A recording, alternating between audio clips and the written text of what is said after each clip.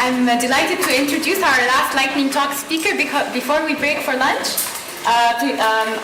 Welcome Mr. Isaac Kwamy, Director of Programs, Disaster Preparedness and Response at NetHope.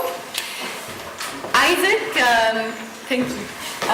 Isaac leads NetHope's Humanitarian Operations Program. Prior to that, he worked for World Vision International, leading the first NGO's Emergency Telecommunications Cluster Coordinator, a model that has now been adopted as standard for all large-scale emergency response. Isaac is an expert on the use of and adoption of technologies to enable relief operations across a variety of contexts. Welcome.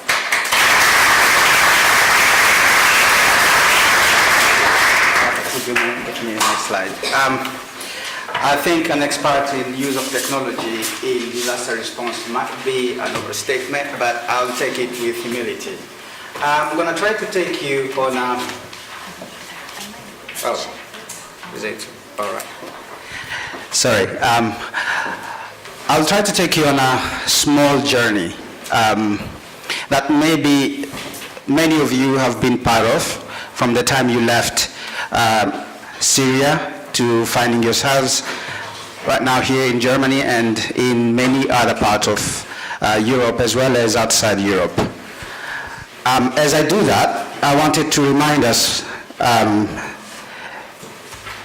something. A few years ago, whenever you hear about disaster response or relief aid, international NGOs used to consider three things: people, money, and things. People because they need the capacity to do the work in the field. Money because they need the money to purchase, to pay the staff, to run the operations. And things because they've got to distribute those life savings, food, water, non-food item, and etc. Few years back, something cropped up, and that was technology. Technology became the ingredient, the cutting ingredient in connecting all the dots of humanitarian aid. And that's where the story starts.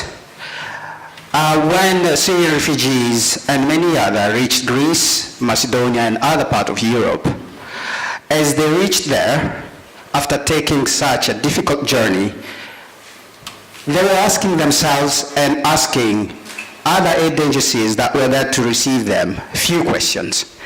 And I've put these questions up here. Where am I? Where can I buy food and water? Where is the way to Germany? How can I get to Germany? Do you have Wi-Fi? Where can I charge my phone?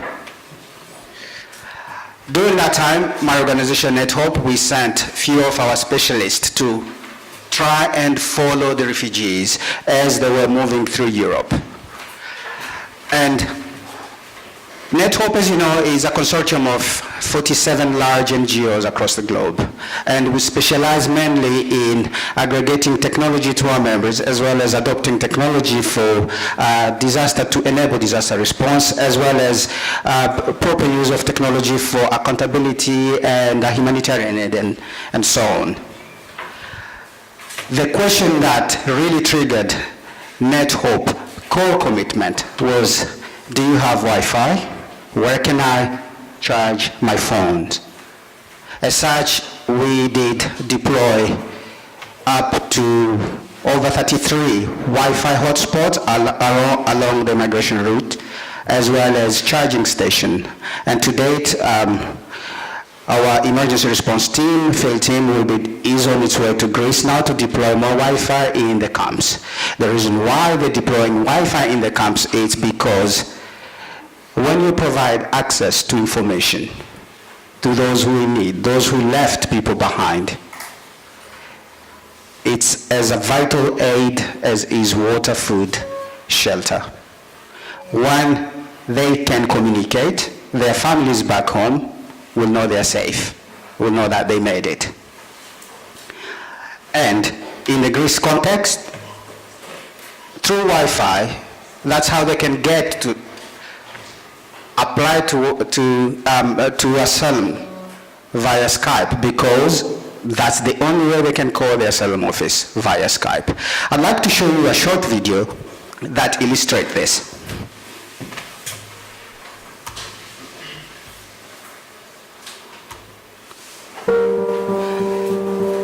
You see some text coming, so those of you who are at the back, you might not be able to read, but those who are up here could read it.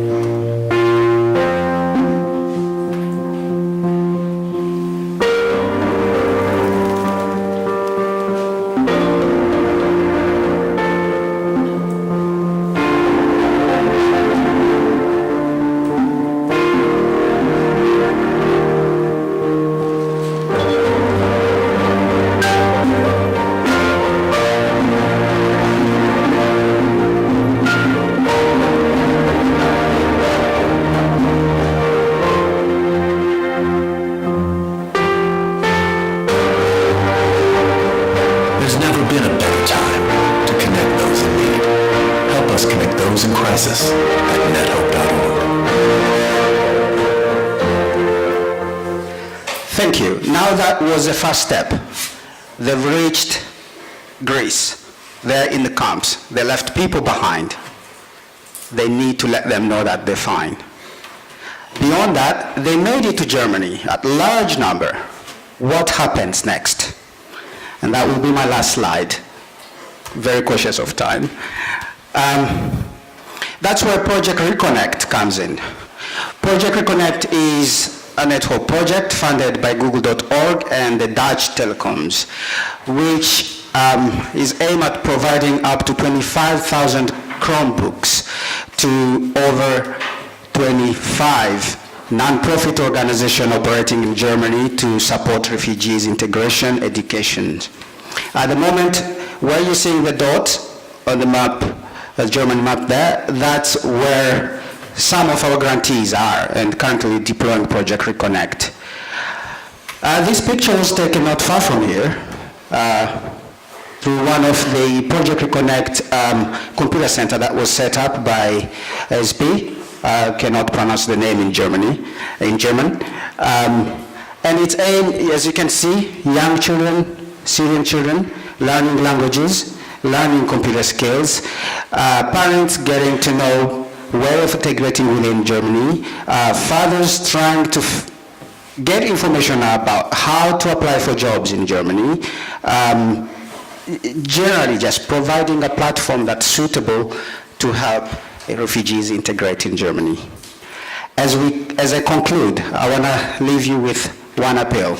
As you've all made it here, let's remember those who are left behind, those who are still in Syria running for their lives, those who are trapped in Turkey, those kids who are working to support their families, those who are in Zatari camp, those who are in Greek camps. Let's remember them, and let's hope the world will remember them as well. Thank you.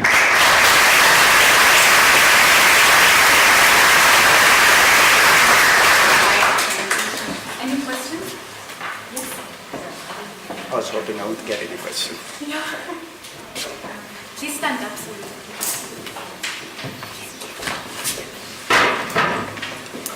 Very inspiring.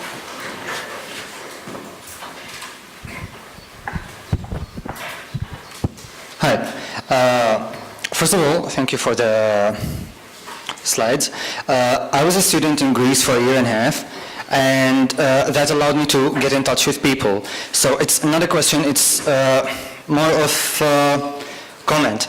There's a guy in Lesbos, I don't know if he's now internationally known, but since I have access to Greek media, there's a guy in Lesbos who is working a voluntary work in the camps in the registrations office, providing Syrian refugees who are arriving there with free Wi-Fi.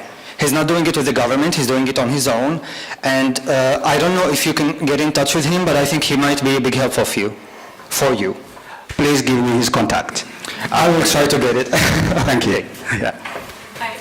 So we will now break for, thank you so much, Isaac, please join me.